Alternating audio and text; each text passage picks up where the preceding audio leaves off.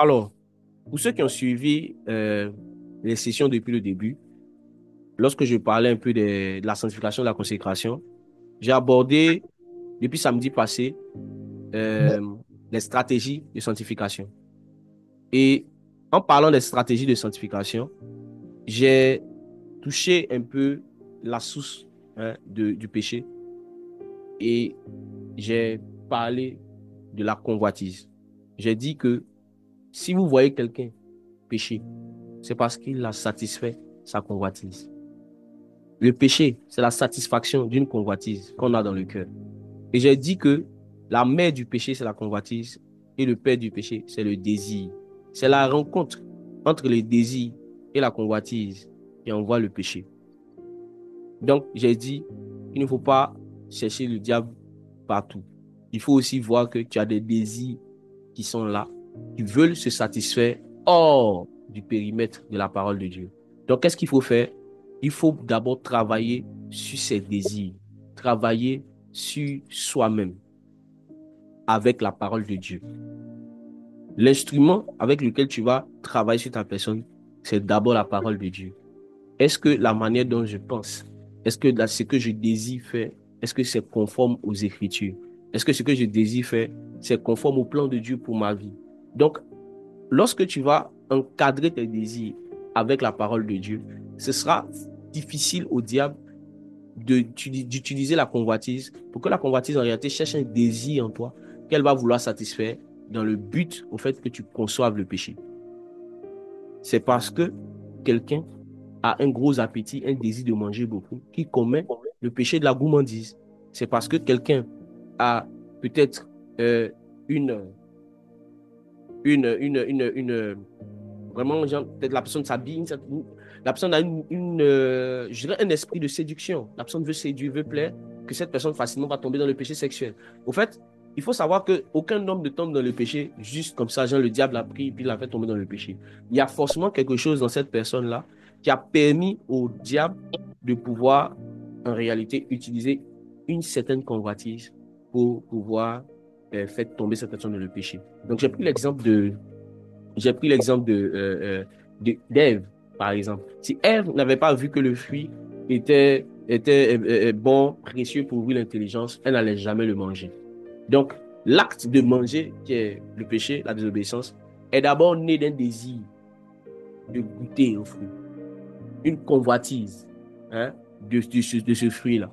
Donc, il ne faut pas en réalité vous dire que si je tombe dans le péché, c'est le sorcier de ma famille, c'est ma grand-mère, c'est parce que j'ai pas été élevé par mon père, j'ai pas été éduqué par mon père, j'ai pas grandi avec mon papa, donc c'est pour ça que je m'offre aux hommes. Au fait, Dieu va te mettre devant quelqu'un qui n'a pas grandi avec ses deux parents. Parce que toi, tu dis que tu n'as pas grandi avec ton père, mais tu as grandi avec ta mère, c'est pour ça que tu te livres aux hommes. Dieu va te montrer quelqu'un même qui n'a pas connu même son père et sa mère. Les deux sont décédés. Et la personne ne va pas faire la même chose que toi. Ça veut dire que, en quelque sorte, le péché que tu commets, il y a ton concours dedans. Il y a des choses que tu aimes dedans. Parce que tu prends le plaisir, tu jouis du plaisir du péché. Celui qui dit qu'il vole pour manger, ben écoute, l'argent lui procure un plaisir. Donc, il ne peut pas se dédouaner de ce plaisir pour dire, non, c'est parce que j'ai faim que je mange. Non. Quand tu prends l'argent, tu ne veux pas te manger. Tu prends l'argent pour utiliser pour faire autre chose aussi. Donc, tu bénéficies du fruit de ton péché. Est-ce que vous avez compris ça? J'essaie d'être un peu plus rapide. Euh, pour ceux qui notent, excusez-moi, j'essaie d'être un peu plus rapide pour qu'on puisse finir à temps. Alors, donc, ces choses, j'ai parlé de ces choses avec plus de détails. Donc, vous pouvez aller écouter voilà, la session précédente voilà, pour pouvoir bien encore comprendre ces choses. Amen. Alors, aujourd'hui, je vais maintenant m'appesantir sur euh, les deux autres convoitises que nous avons étudiées. Parce que nous avons étudié la convoitise de la chair et après avoir étudié la convoitise de la chair, nous devons maintenant étudier la convoitise des yeux et l'orgueil de la vie. Donc, permettez que je ne revienne pas, euh, s'il vous plaît, sur ce que j'avais dit concernant la convoitise de la chair et autres. Permettez que nous puissions avancer directement et Pour cela, nous allons prendre ensemble 1 Jean et Jacques 1, verset 14. Jacques 1, Mhm, le verset 14. Il mhm. est écrit, mais chacun est tenté quand il est attiré et amorcé par sa propre convoitise. Chacun est tenté et attiré. Relis, s'il te plaît. Mais chacun est tenté quand il est attiré et amorcé par sa propre convoitise. Donc, il est attiré, amorcé par sa propre convoitise. J'ai parlé de cela la dernière fois. Alors, on avance. On avance dans le verset. OK. Verset 15. Puis Mhm, la convoitise, lorsqu'elle a conçu, enfante le péché. mhm, Et le péché étant consommé, produit la mort. mhm, Ne vous y trompez pas, mes frères bien-aimés. Toute grâce excellente et tout don parfait descendent d'en haut, mhm, du Père des Lumières, chez lequel il n'y a ni jugement ni ombre de variation. mhm, Il nous a engendrés selon sa volonté par la parole de vérité, afin que nous soyons en quelque sorte les prémices de ces créatures. ok. Là, tu as quel verset? Je suis au 18e. Au 18e verset. Ok. Donc, la mère du péché, mes frères et sœurs, c'est la Convoitise. convoitise. La mère du péché, c'est la convoitise. Et la Bible nous décrit 3 formes de convoitise. Parlons de la convoitise de la chair et la convoitise des yeux. Je veux comprendre le passage exact qui parle de la convoitise de la chair et la convoitise des yeux. Est-ce qu'on l'a déjà lu? Je veux comprendre ce passage-là. On a lu Jacques 1, 13 à 16. Je pense que c'était la convoitise de la chair. Voilà. La convoitise de la chair. Je veux comprendre le passage exact. C'est 1 Jean 2, verset 16. Jacques 1, 14 nous parle de la convoitise, mais 1 Jean 2, verset 16 parle au fait des 3 catégories de convoitise, voilà, trois formes hein, de convoitise qui, en réalité, sont les différentes catégories hein, de péché, de voir que le péché emprunte pour venir à nous. Amen. Alors, 1 Jean 2, verset 16. Lisons ça ensemble. 1 Jean 2, verset 16. 1 Jean 2, verset 16. Uh-huh. Par tout ce qui est dans le monde, la convoitise de la chair, la convoitise Voilà. des yeux et Mhm. l'orgueil de la vie ne vient point du Père, mais vient du monde. Tout ce qui est dans le monde, la convoitise de la chair, la convoitise des yeux et l'orgueil de la vie, ne vient point du Père, mais vient du monde. Donc, le monde et le diable en featuring, le monde en featuring avec le diable, travaillent au fait pour nous faire sortir la volonté de Dieu à travers 3 choses. Dis avec moi 3 choses. Trois La choses. première chose, c'est la convoitise de la chair. La deuxième chose, c'est la convoitise des yeux. Et la troisième chose, c'est l'orgueil de la vie. Merci. Alors, regardez quelque chose. Parce que, en fait, l'orgueil de la vie, c'est simplement la convoitise au fait de la position. La convoitise du statut. C'est pour ça que je dis que ces 3 choses, en réalité, sont issues de la convoitise. Amen. Alors, on a expliqué que la convoitise de la chair, c'est simplement les désirs sensuels, impurs, qui cherchent leur satisfaction. Voilà. On a des désirs corporels, des désirs assez internes. Voilà. Suivez la dernière séance, j'ai bien expliqué cela. Je veux pouvoir gagner un temps aujourd'hui. Amen. Alors, Amen. donc parlons ensemble de la convoitise des yeux. C'est quoi la convoitise des yeux? La convoitise des yeux, en réalité, c'est le plaisir qui pénètre l'âme par l'œil.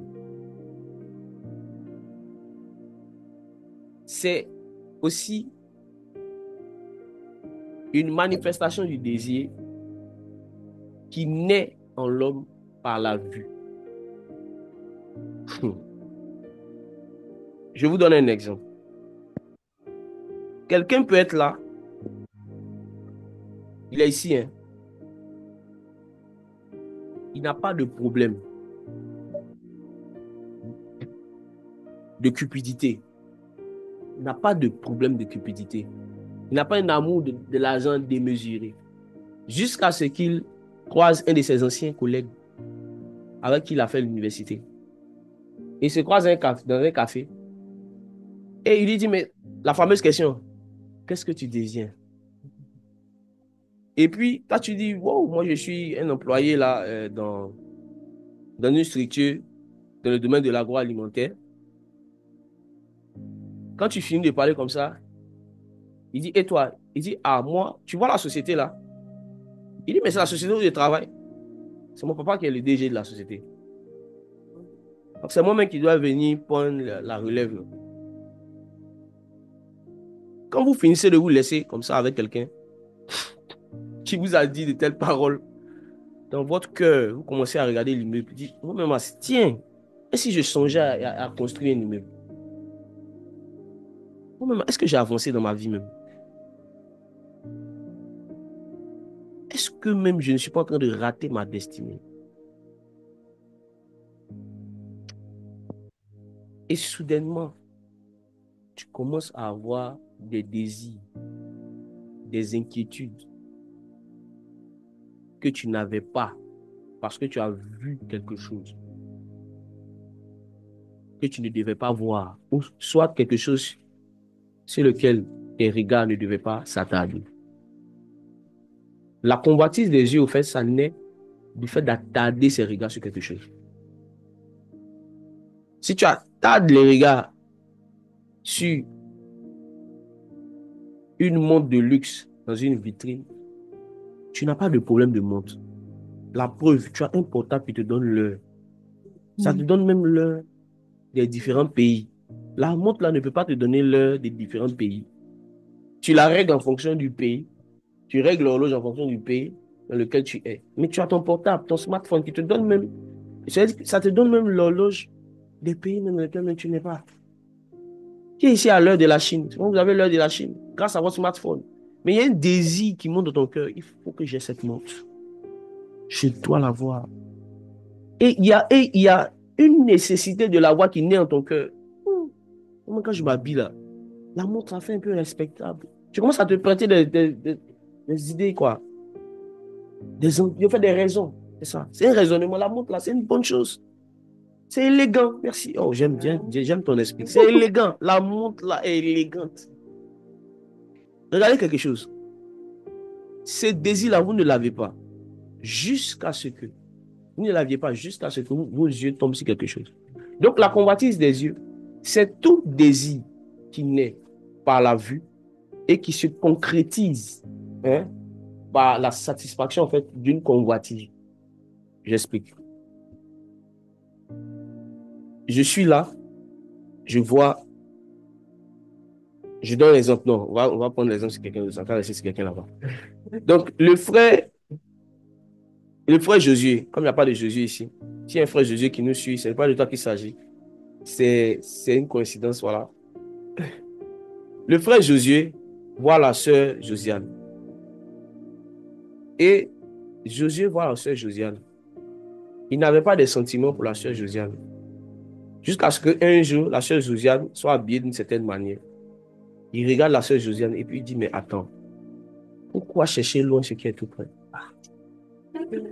Il commence à avoir en lui des pensées, des réflexions.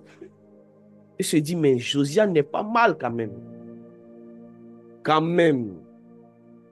Comment je me fatigue, que Josiane est là. La preuve, elle est Bamileke, je suis Bamileke. Alors, il va commencer à faire des songes, à ressentir des choses dans son cœur qu'il va appeler de l'amour. Mais ce n'est pas de l'amour. C'est la convoitise des yeux qui a mis en lui un désir. Et il veut satisfaire cette convoitise en allant vers Josiane.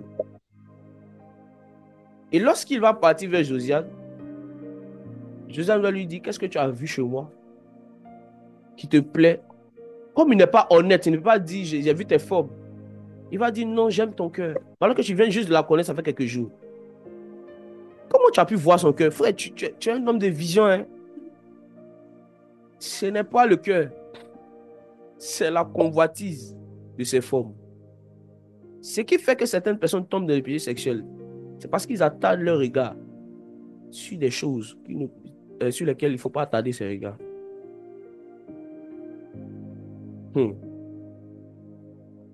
Le péché qui naît de la convoitise des yeux ne se commet pas toujours physiquement.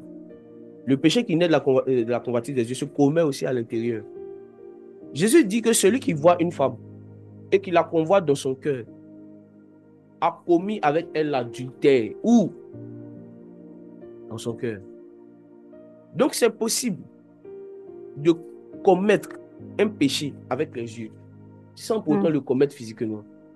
Il y a des gens ici, vous avez la facilité de dénoncer les gens qui sont dans l'impudicité, c'est une bonne chose. Mais si vous-même, on devait prendre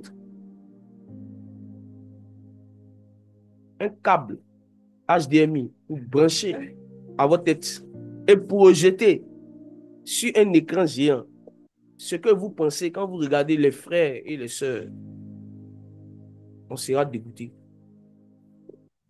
Parce que les yeux ont la facilité de faire pécher dans les pensées. Les yeux ont la facilité de vous faire ressentir des besoins que vous n'avez pas. Tu n'avais pas besoin de ça jusqu'à ce que tu voies la sœur venir avec un nouveau sac. Tu n'avais pas besoin de ça. Tu trouvais que ton mari avait une bonne taille jusqu'à ce que ta sœur vienne te montrer le basketteur avec qui elle va se marier. Tu as commencé à voir que, André Luc, il n'a pas une bonne taille. Hein. Vous les sœurs, qui avez l'habitude de dire, moi je veux épouser un homme qui est grand, je veux épouser un homme qui est grand. Qui t'a enseigné ces choses? Goliath était grand de taille. Goliath était grand de taille, mais c'est David qui l'a tué. Si vous étiez à l'époque du temps de David, et quand vous présentez Goliath et David, comme vous dites, vous regardez à la vue, vous êtes à la vue, vous regardez à la vue. Vous allez dire, mais moi franchement, je veux épouser un gars grand de taille. Hein. Tu vas épouser Goliath. Tu vas épouser Goliath. Si tu ne revois pas certains critères à la lumière des Écritures, tu vas épouser Goliath. Et Goliath, il a une particularité. Il est grand de taille, il est beau. Mais c'est un catcheur, ce n'est pas un mari, c'est un catcheur. Il va te faire les prises, les coups de la corde à linge, tout ça. Il va te frapper. Et comme il est grand de taille, tu ne sais pas charger ton mari. Comme il est grand de taille, ton pasteur aussi n'est pas grand de taille. Les frères que tu as, ils ne sont pas grands de taille. Qui va venir vous séparer? Regarde. Vous voyez les problèmes que vous avez là. Les problèmes que vous avez, c'est parce que vous avez laissé vos yeux vous tromper. Quand la Bible dit que la grâce est trompeuse, dans le contexte, on ne parle pas en réalité de la grâce du salut en Jésus-Christ. On parle de la beauté physique. On parle d'une certaine élégance, d'un certain charme. La beauté est trompeuse. Dans d'autres versions, c'est mis comme ça. La beauté est trompeuse. Donc, vous pouvez voir quelqu'un qui est beau, qui est joli. Mais c'est Goliath. C'est Goliath. C'est Goliath. Je vous dis la vérité. C'est Goliath qui est là. Tu es là, tu regardes l'endroit. C'est beau, il y a de la verdure. L'endroit est propice pour faire de l'élevage. Mais l'autre, c'est Sodome et Gomorrhe qui est là. Sodome et Gomorrhe ressemblaient à un jardin. Ça ressemblait à Éden. Ça rappelait à l'autre que, hey, ça ressemble au paradis cet endroit. Mais c'était l'enfer déguisé en paradis. Si vous vous précipitez pour choisir les personnes avec qui vous allez passer le restant de votre vie, en fonction de leur aspect physique, vous risquez à coup sûr de faire un mauvais choix. Ceux qui font le bon choix ne regardent pas d'abord la chair, ils regardent les os. Adam a dit, os de mes os, chair de ma chair. Il regarde d'abord l'intérieur. C'est de l'intérieur vers l'extérieur. Il ne regarde pas de l'extérieur et puis il cherche à trouver l'intérieur. Il y a des gens comme ça. Tu vois que... Attends. Est-ce qu'on peut se parler ici? Amen. Tu vois que le frère là, il est grand de taille, il est musclé. Il est grand de taille, il est musclé, il a les lèvres roses. Et tu dis, sur lui, s'il pouvait se convertir. C'est la convoitise qui te fait dire ça. Le jeune frère qui est venu vers toi, coup de taille mince là, tu n'as pas dit, il n'a qu'à se convertir. Hein. Tu n'as pas dit, il faut qu'il se convertisse. Mais comme tu as vu, grand garçon, grand de taille, musclé, avec lèvres roses, tu dis, oh, s'il pouvait donner sa vie à Jésus. Ce n'est pas à Jésus qui va donner sa vie, c'est à toi qui va donner sa vie. Regardez, la plupart des problèmes des gens dans le mariage, c'est qu'ils se marient par la vue. Soit ils se marient à cause de la beauté physique, soit ils se marient à cause de l'argent que ces personnes ont. Il y a des gens qui se marient aux hommes à cause de l'argent. Tu vois tous tes problèmes là, tu t'es marié à cause de l'argent, pensant que l'argent est éternel. L'argent va partir. Il y a des gens qui ont beaucoup d'argent, qui sont riches. Mais de la même manière qu'ils ont beaucoup d'argent, ils ont beaucoup de mauvais comportements. Un orgueil qui ne dit pas son nom. Les hommes, attends, vous savez, est-ce que vous savez que la plupart des hommes riches qui viennent vers vous, les jeunes filles, fouillés, ils sont mariés.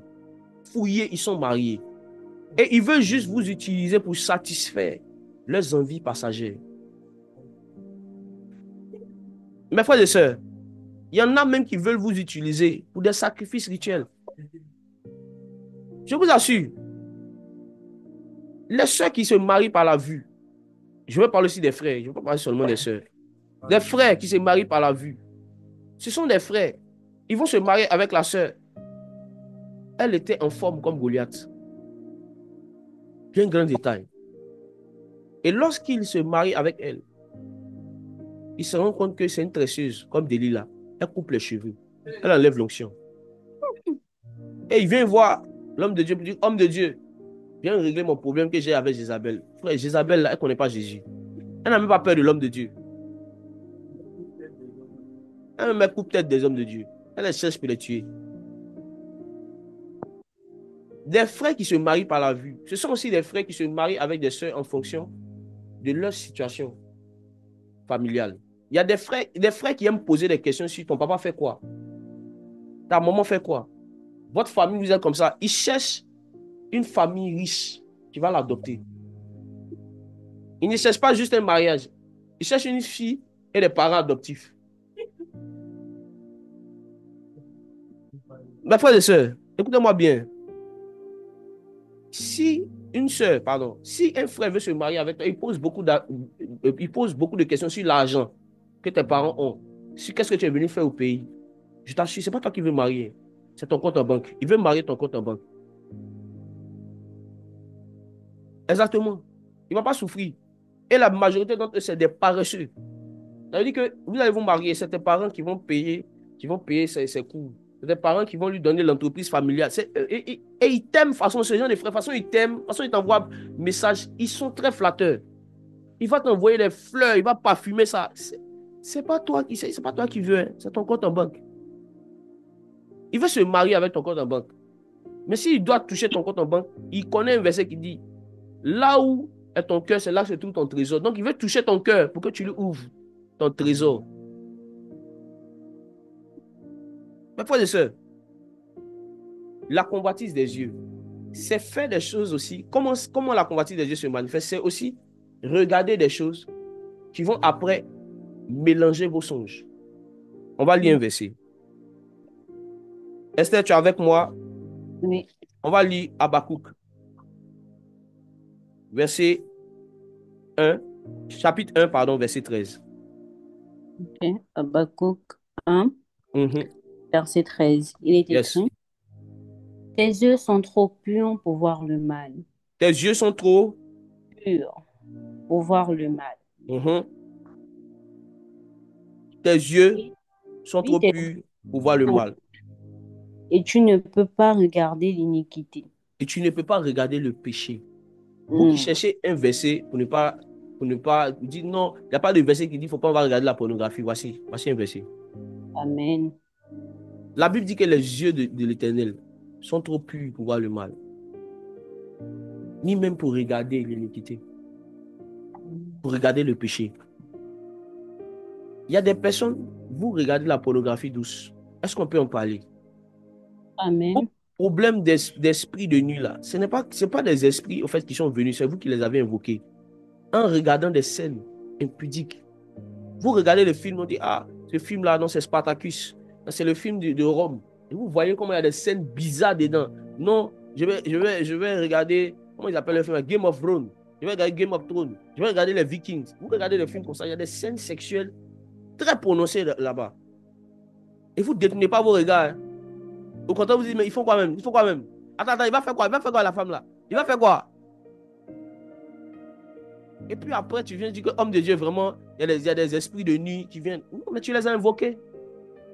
Quand l'homme de Dieu est en train de chasser les esprits disent que ce n'est pas nous. C'est monsieur là qui nous a appelés. On appelait. On dit, vous appelez comment? C'est Game of Thrones. Mes frères et sœurs, en fait, la convoitise des yeux va aussi créer des songes érotiques. On va intervertir vos songes. Vous voyez souvent, quand quelqu'un est là et il fait des songes, ils sont aussi mélangés. La convoitise des yeux, ça dit quoi? Il était là et il était en train de regarder peut-être. Il y a quelqu'un comme ça, my God. Pendant que je suis en train de parler, je vois une vision. Je vois quelqu'un, si la personne est là, elle peut se désigner. Je vois quelqu'un, au fait, qui était sur TikTok. Je suis en train de voir un écran TikTok. Et sur l'écran TikTok, la personne admirait, au fait, des personnalités. Tu vois? Et on parlait un peu de leurs avoirs. Des avoirs, on faisait un classement des footballeurs riches. Je voyais quelqu'un qui était en train de regarder ça. Et pendant qu'ils étaient en train de faire ça, un classement des hommes en tout cas riches, il y avait une scène où ils ont montré un bateau. Ils ont montré les différents bateaux, les différents yachts. Et la personne s'est dit, oh, moi-même, je n'ai jamais été sur un yacht, hein, je n'ai jamais fait de croisière. Si tu es là, pardon, manifeste-toi. Manifeste-toi pour glorifier Jésus. Tu étais là, tu as regardé des scènes où on parlait d'hommes riches. Et on montrait beaucoup les bateaux. On montrait un peu les avoirs de ces personnes. Je vous assure, tu vas faire un songe, ou tu vas voir dans le songe, tu es en train de causer avec ton pasteur. Et ton pasteur te dit, médite Éphésiens 2, le verset 4. Et puis, pendant que tu es en train de faire le songe, non, tu reçois un ballon, il y a quelqu'un qui t'envoie un ballon. Tu attrapes le ballon. Quand tu prends le ballon, là, arrivé un moment, vous vous trouvez au bord de l'eau. Au bord de l'eau, tu prends un bateau. Après, quand tu es en train de prendre un bateau, il y a quelqu'un qui t'envoie tacos mixte. Et quand la personne t'envoie tacos mixte, tu es en train de manger le tacos mixte, arrivé un moment, on te dit non, c'était pas l'heure de la coupure, et puis tu te réveilles. Et puis tu fais une note de 10 heures à ton pasteur. Pasteur, il y a un songe là qu'il fait, il ne comprend pas. Oui, mais c'est que toi-même tu fais, on ne comprend pas. Tes habitudes même sont incompréhensibles. Donc tes songes seront incompréhensibles. Tes songes me sont confus. Ce qui fait que souvent vous avez fait des songes ou dans les songes, vous êtes en train de faire plusieurs choses à la fois. C'est parce qu'en réalité, votre esprit est distrait. Quand vous êtes dans la réalité, quand dans la réalité, vous êtes distrait, vos pensées sont beaucoup occupées dans ce qui est futile. Vos songes aussi vont voir aussi des interférences. Vos songes vont rencontrer des interférences. Tu es en train de faire ça, après tu fais ça, après tu fais ça. Et puis, en fait, ton songe, c'est comme un film. Et il y a des scènes qui s'introduisent dans ton songe. La Bible dit que les songes viennent de la multitude de quoi? Des pensées et des occupations. Ça veut dire que ce qui t'occupe le plus, c'est ce qui va intervertir beaucoup dans tes songes. Ce à quoi tu penses le plus, c'est ce qui va intervertir dans tes songes. Eh bien aimé, la personne est là. La personne te rit fort, fort, fort, fort. Tu es là. Et la personne aime beaucoup ça. Hein. Regardez les trucs, on compare un peu. On dit, ah, Yaya Touré. On parle des différents footballeurs. On parle des différentes personnalités du pays. La personne est camerounaise. La personne dont je parle est camerounaise.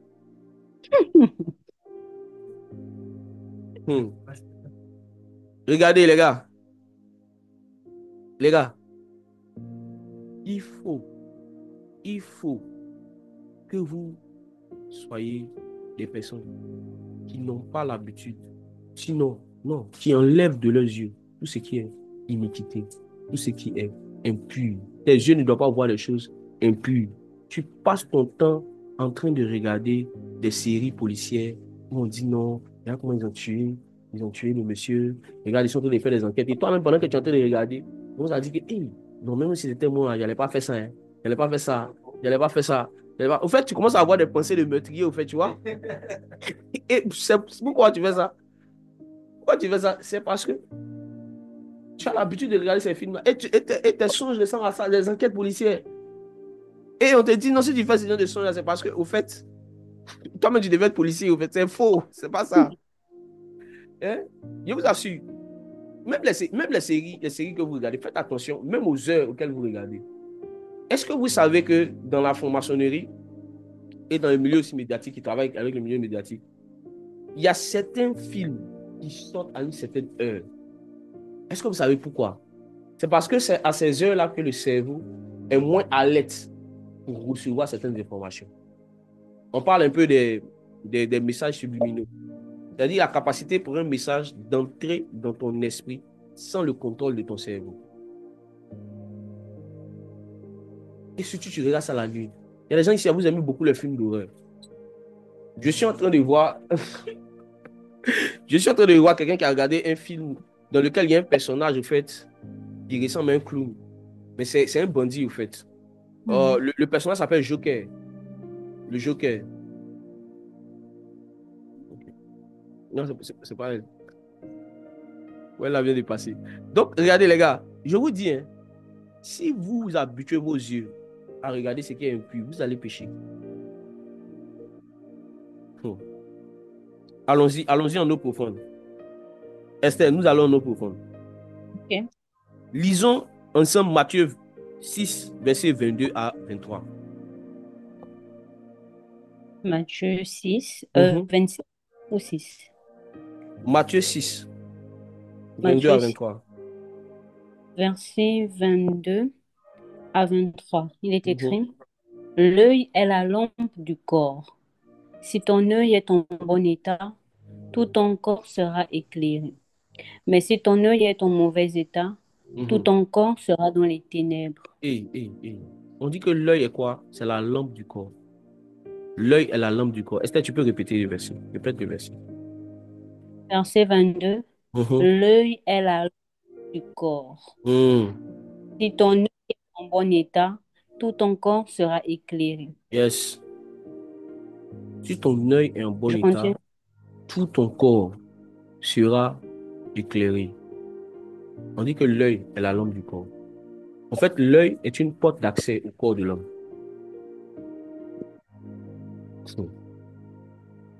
Et je peux être un peu plus profond. Amen. Disons que,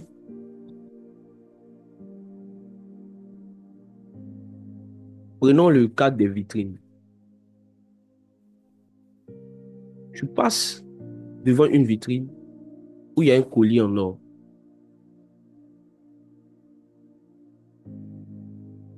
Le collier en or a pour but d'être sur le corps d'un homme. Tes yeux regardent le collier en or. Et comme celui qui a écrit, inspiré, à Matthieu d'écrire que l'œil est la lampe du corps, il connaît ce principe-là. C'est que ce que tu regardes pendant longtemps, tu veux pouvoir l'avoir sur toi. Tu as regardé le colis pendant longtemps. C'est tes yeux qui ont vu, mais c'est ton corps qui a porté.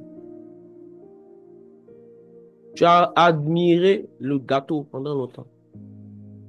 Tu avais dit à l'église que vraiment, tu étais en train de négocier même avec le Saint-Esprit. Le Saint-Esprit te dit, donne 200 dirhams. Tu dis, non, c'est trop. Je vais te découper l'offrande là un peu, un peu, un peu, un peu, un peu, un peu. Je vais te donner 50 dirhams. Et les 150, je vais donner ça par dimanche. Quand tu es sorti, tu as vu un gâteau. Il y a un dessert que j'ai découvert ici. On appelle ça profiterole. Il y a du caramel, il y a du lait. Waouh. My God. Tu as vu le profiterole, mais tu as vu le dessert. C'est ton corps qui veut manger. Mais ton corps va travailler avec tes yeux. Tes yeux vont voir, dire que c'est beau. C'est doux, hein? Oh. Et c'est précieux pour ouvrir l'esprit. On peut facilement réfléchir. Un homme qui a faim n'est pas un homme libre.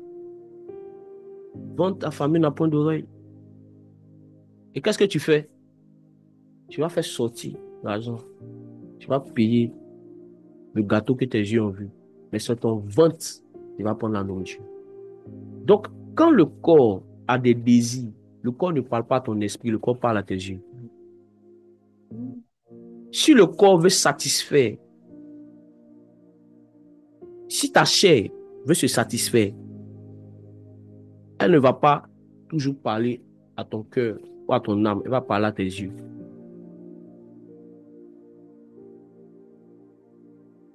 L'œil est la lampe du corps. Celui qui a son œil éclairé, son corps sera dans la lumière. Mais celui qui a son œil dans les ténèbres, son corps sera dans les ténèbres. T'as dit quoi? C'est la manière dont tu vois les choses qui va déterminer le chemin que tu vas emprunter. Si tu vois les choses d'un mauvais œil, tu vas être dans les mauvais chemins. Si tu arrives à voir les choses, ton œil est en bon état, il peut pouvoir discerner ce qui est bon et ce qui est mauvais. Tu vas pouvoir bien t'orienter. Si vous voyez un homme pécher, surtout le péché sexuel, c'est parce que ses yeux ont contemplé quelque chose qu'il veut reproduire avec son corps. La contemplation avec l'œil, c'est la théorie. L'application de ce qu'on a contemplé avec l'œil, c'est la pratique. Dans le domaine du péché, l'œil agit comme un principe de théorie qui doit conduire à la pratique. C'est pour cela que il ne faut pas attarder vos regards sur toute chose. Il ne faut pas attarder vos yeux sur toute chose. Vos yeux ne doivent pas voir toute chose. On dit, il y a un monsieur, un responsable, qui est sorti avec plusieurs femmes. Les vidéos sont là. Et on dit, venez dans l'inbox, venez dans l'inbox. Il y a scandale, un scandale, un scandale.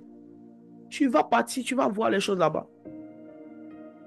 Tu vas partir, tu vas voir, mais quand tu regardes le numéro, mais ton reste pour même là-bas.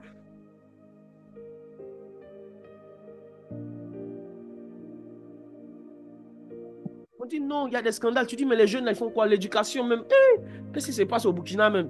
Qu'est-ce qui se passe au Burkina? Un scandale comme ça, comment on peut faire ça? Envoyez la vidéo que je voie. Parce qu'il faut que je vérifie. Moi, je ne crois pas aux choses comme ça. Hein. Je dois voir. Quand tu vas finir de... C'est pas partout où Jésus les Thomas. Hein. Thomas, là, c'est parce qu'il voulait voir Jésus. Mais il y a des gens qui sont Thomas parce qu'ils veulent voir la vidéo de Balthazar. Je passe. Arrêtez ça. Ne cherchez pas à voir toutes choses. Ne cherchez pas à ce que vos yeux tombent sur toutes choses. Parce que ce que vos yeux vont voir, votre corps va le réclamer. Ce que vos yeux vont voir, votre corps va le réclamer. Mon frère, ma soeur, qu'est-ce qui est devant tes yeux constamment? Qu'est-ce qui est devant tes yeux constamment? Est-ce que c'est la parole de Dieu? Est-ce que tu la médites jour et nuit? Ou est-ce que tu médites sur le frère Roberto jour et nuit?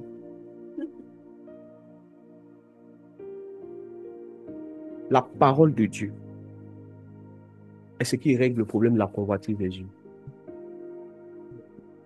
La Bible dit que les yeux du Seigneur sont trop purs. Ne regardent pas les choses impures. Sont trop purs pour voir le mal. Et ses yeux ne regardent pas l'iniquité. Ça veut dire quoi? Si ses yeux ne regardent pas l'iniquité, si ses yeux ne regardent pas le mal, ça veut dire que ses yeux regardent ce qui est bien. Ça veut dire que Dieu pratique ce qu'on appelle la sanctification des yeux. Il faut sanctifier vos yeux. Parce que ce à quoi vous allez habituer vos yeux, ce sera en réalité ce à quoi vos yeux vont prendre plaisir à contempler. Donc, si tu mets tes yeux constamment vers ce qui est pur, lorsque tu vas venir, tu vas être face à ce qui est impur, tes yeux vont se détourner automatiquement. Pourquoi? Parce qu'ils n'ont pas été habitués à regarder ce qui est impur. Remarquez quelque chose. Souvent, il y a des scènes qui se passent. Et puis vous dites, oh, c'est comme s'il y a un réflexe inné. Il fait que non, je ne veux pas voir ça. Est-ce que vous pensez que c'est parce que Jean, vous êtes trop saint? C'est pas ça. C'est parce que vous avez habitué vos yeux à regarder, à contempler Christ. Donc, quand vous ne voyez pas Christ quelque part, vous ne voulez pas attarder vos regards. N'ayez pas du plaisir à aller regarder des scènes où des gens ont été exécutés, vous regardez les scènes sur les coups d'État, vous voyez un peu les meurtres, vous voyez un peu les corps. N'ayez pas l'habitude de regarder ces choses-là. Ça va détruire vos songes. Non, il faut qu'on sache ce qui se passe dans le pays. Il y a une vidéo là, par rapport à telle chose, le crime qui s'est passé, et tu vas regarder. Si tu vas regarder parce que l'esprit te conduit à aller regarder, dans l'intention pour toi de comprendre certaines choses, soit. Mais si tu vas juste les regarder pour les regarder, tu vas avoir des songes bizarres. N'ayez pas l'habitude de regarder des choses où il y a le sang. Il y a eu tel accident. Il y a eu tel crime quelque part. Tu vas regarder. Faut pas le faire. Tes yeux vont être habitués à voir des choses, au fait, auxquelles Dieu n'a pas appelé à regarder. Et tu vas développer une certaine insensibilité, mais tu ne sais pas d'où ça vient. Tu es insensible quand tu apprends que non, il y a eu telle chose, il y a eu tel massacre, telle chose, on te montre un peu le corps. Tu dis, parce que tes yeux, au fait, ont été tellement habitués à voir ça qu'il y a une insensibilité que tu as développée. Pour ceux qui veulent voir des visions, pour ceux qui veulent voir des visions régulièrement, si vous habituez vos yeux aux choses qui ne sont pas de Dieu, vos visions seront troublées. Parce que ce que l'œil voit, le cerveau le retient et le corps veut l'appliquer. La mémorisation vient aussi à travers la contemplation.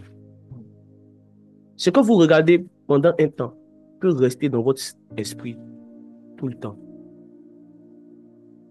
Il y a des fois, vous regardez des scènes pornographiques. Vous avez regardé la scène pornographique en 2015. Mais vous pouvez être soudain en train de vous rappeler de cela en 2025. Parce que l'œil, en réalité, l'œil est comme un appareil photo. L'œil prend des images qu'il garde dans le cerveau. Fait une capture d'écran. Merci, c'est ça. C'est pour cela qu'il ne faut pas habituer vos yeux à regarder des choses. Au fait, si tu ne veux pas retenir quelque chose pour la vie, n'attarde pas ton regard dessus. Parce que si tu regardes quelque chose, tu donnes la permission à cette chose de rester pendant un moment dans ton esprit. C'est pour cela que si tu te souviens que ta mère a été blessée, a été maltraitée, tu auras une mauvaise image du mariage. Comment cette mauvaise image est venue? Parce que tu as attardé tes regards sur les blessures que ta mère a connues. Et ce regard-là, c'était une mauvaise image du mariage. L'œil a fait après la photo, il a mis dans ton esprit. Et tu vois le mariage comme quelque chose de mauvais. C'est pour ça, chaque fois qu'on parle de la soumission, tu te sens visé. Tu t'énerves en même temps. Tu dis, mais est-ce que c'est pour toi on doit être soumis? Est-ce que c'est pour toi on doit être soumis? La soumission, c'est pas l'esclavage. Parce que tu as une mauvaise image de la soumission qui t'a été donnée, communiquée par l'appareil photo de tes yeux. Si tu veux avoir des pensées pures, tu dois avoir des yeux purs. Je vous donne encore un secret pour avoir les yeux purs. C'est de ne pas attarder ses regards sur ce qui est mauvais. Même si les blessures que les gens vous ont fait. La convoitise des yeux peut aussi naître lorsque nous accentuons notre vision sur le mal que les gens nous ont fait, sur le rejet dont on a été l'objet.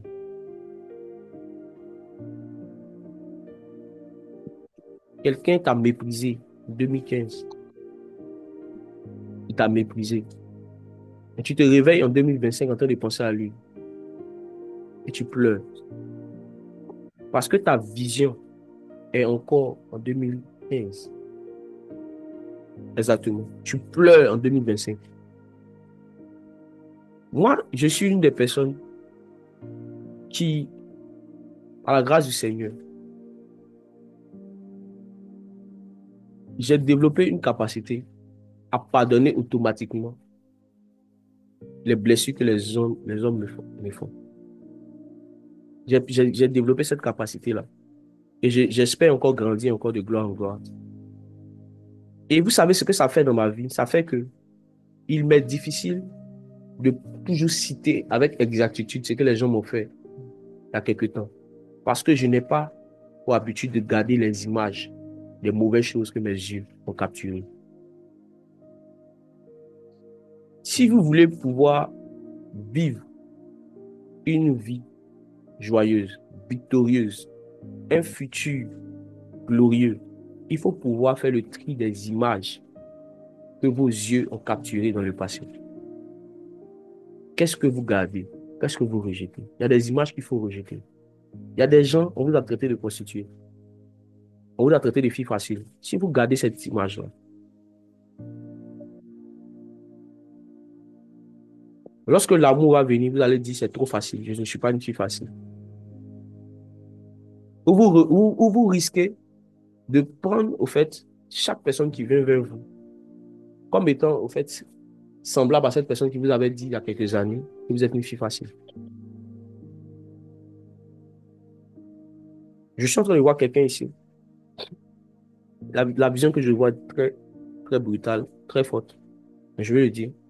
Quelqu'un ici, après un rapport avec un homme, t'a traité de prostituée.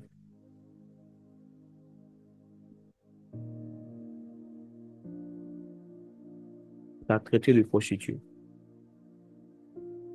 Et cette image est restée dans ton esprit.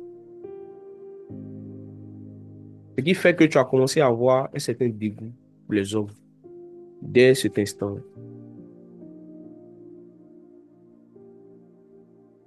Parce que tu t'es senti utilisé. Le diable veut que vos yeux se focalisent sur le mal que les gens vous ont fait. Pourquoi? Parce qu'un cœur qui est rempli de peine finit par devenir amer. Et s'il est amer, il va se priver de la grâce de Dieu. Un cœur qui a beaucoup d'images des choses du passé, des blessures, des humiliations, va devenir amer. Et l'amertume va priver cette personne de la grâce de Dieu. Un homme amer, c'est un homme qui ne s'autorise pas à vivre le bonheur. Une femme amère, c'est une femme qui ne s'autorise pas à être complimentée. On dit elle est belle, elle dit non, je ne suis pas belle. Pourquoi? Pourquoi elle a ce comportement-là? C'est parce que elle a tellement été traitée de laide. Elle a tellement été traitée de laide qu'elle est devenue en réalité une femme amère lorsqu'on dit qu'elle est belle.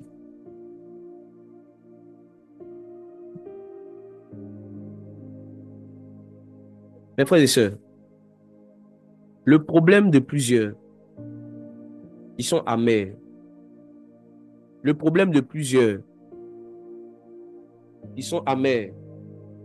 C'est un problème lié aux vieilles captures d'écran que leurs yeux ont fait. Je vous assure, un homme qui vit dans le présent, il a du mal à être amer. Un homme qui vit dans le présent, il a du mal à être amer. Je vous dis la vérité.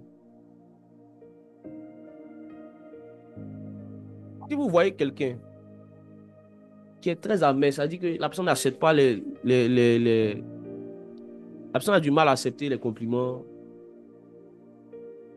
Il a du mal. Vous me recevez toujours, j'espère. Oui, oui. La personne a du mal à accepter les compliments. La personne a du mal à accepter même que vraiment tu es une bonne personne. La personne a du mal à avoir ça. C'est parce que la personne de son passé, on ne lui a pas dit ça. C'est trop nouveau. Oui, un enfant, au fait, à qui les parents ont toujours dit que toi tu es méchant, tu es un peu méchant. C'est que quand tu vas réussir, tu vas nous oublier. Quand la personne, moi je connais, Isaac, moi je croisé des gens comme ça. Quand la personne fait de bonnes actions et puis tu lui dis merci, la personne dit non, pas lui dire merci. Il a fait juste quelque chose de normal. C'est pas parce que je suis bien. Qu'est-ce que vos yeux regardent constamment? Qu'est-ce que vos yeux regardent constamment? Car vous allez devenir ce que vous contemplez. Vous allez devenir ce que vous contemplez. Vous allez devenir ce que vous contemplez. Mes frères et sœurs, je profite au fait de parler de la convoitise des yeux pour toucher aussi l'aspect de le fait de ne pas avoir des regards plongés dans le passé. Parce que les yeux sont la lampe de votre corps. C'est parce que tu as vu que le gars t'a méprisé que ton cœur te fait mal. C'est parce que tu as vu qu'elle t'a parlé mal que ton cœur est blessé. Mais si tu décides d'être aveugle vis-à-vis de certaines choses, tu pourras voir d'autres choses. Dans le monde spirituel, on voit on voit les choses de Dieu en devenant aveugle sur les choses du diable.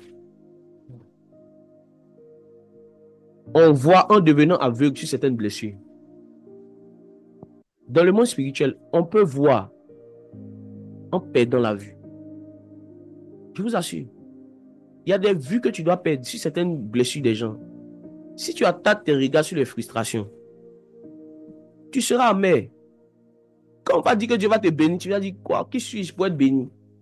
Je ne suis pas digne. Tu es toujours là, tu n'es pas digne. Oui, on sait que tu n'es pas digne, mais c'est parce que même tu n'es pas digne que tu vas recevoir. Parce que si tu étais digne, tu n'allais rien recevoir. Sur quoi vous attardez vos regards? Marquons une pause sur ce volet-là. Prions avant de terminer sur l'orgueil de la vie. Tu vas prier, tu vas dire, Père, que toutes les mauvaises captures d'écran que mes yeux ont fait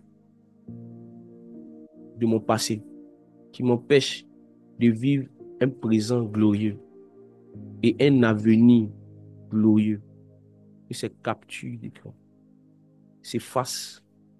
Les douleurs que tu as reçues, le rejet dont tu as été victime, les accusations. Je suis en train de voir quelqu'un qui a été accusé par une de ses cousines d'avoir fait quelque chose qu'elle n'a pas fait. Et pour cela, les parents ont décidé de couper des relations avec toi pendant un moment.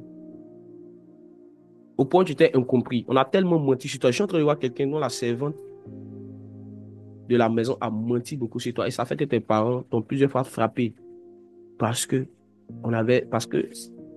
cette personne avait menti sur toi. C'est comme si tu avais l'impression que cette personne faisait des choses pour qu'on crie sur toi. Je suis en train de voir quelqu'un. Il y a quelqu'un, c'est une cousine. Il y a une autre, c'est la servante qui faisait ça. Et ça fait que tu as des douloureux souvenirs de ton passé. Je suis en train de voir une jeune fille. Tu étais un moment chez ta tante et elle racontait aux gens de la famille, tes parents notamment, que tu te prostituais, des choses au fait que tu ne faisais pas en fait. Et on disait ça régulièrement chez toi. On t'a même traité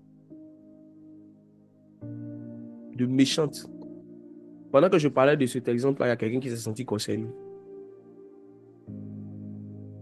Je voyais quelques amis de la famille dire, mais cette fille, elle est méchante. Si elle réussit, elle ne va pas aider quelqu'un. Et ce sont des pensées qui te sont restées, des captures d'écran que tu as fait, que tu dois effacer maintenant. Est-ce que tu peux prier? Père, nous te rendons la gloire. Je te bénis pour tous les frères et sœurs qui sont connectés ici. Je te bénis, Seigneur, pour tous les frères qui sont connectés ici. Je sais que tu es le rédempteur de nos vies.